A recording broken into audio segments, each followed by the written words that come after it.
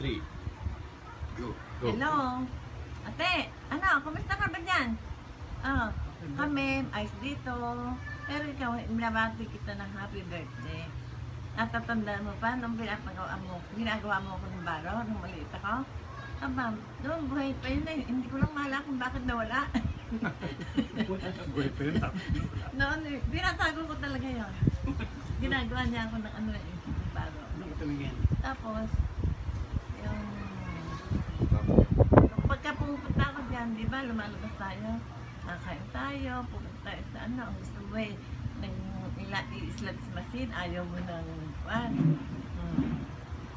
Tapos, pagkatabi tayong tutulog dyan, kwentuhan tayo, dinadala ko ni Julian, tsaka ni Anime.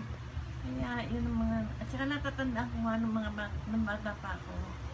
Yung lahat ginagawa mo para sa akin at natira pa ako sa inyo.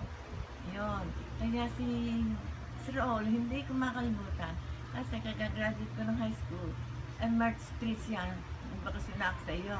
Hanggang sa matutulong na ako sa Istika. Tapos natira na kami dito sa katamang bahay niyo. Yun ang mga natatandaan ko. Tapos yung si Cynthia, una kong anak, ikaw ang namimili ng Similac. Pinapa-dede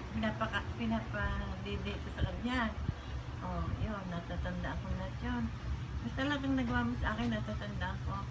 At saka, yan. At saka itong si ano tawag dito? Si Raul, eh, may ginawang kalokohan. Nalo ko siya sa likod.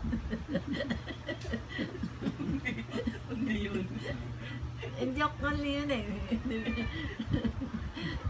Sige. Saka yung katulong mo dati na si napunta ka na Raul.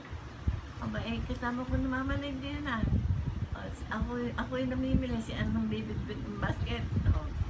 Namimili kami ng manok, doon sa taga ano. Yan, mga ganon.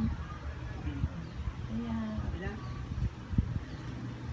Ano pa? Ano pa matatanda ko Happy birthday ulit!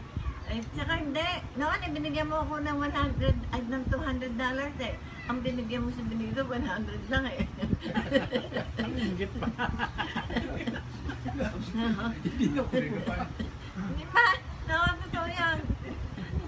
Totoo lahat na sinasabi ko. Ito, nagbabanding-banding kami dito. Kasama namin si Herbert.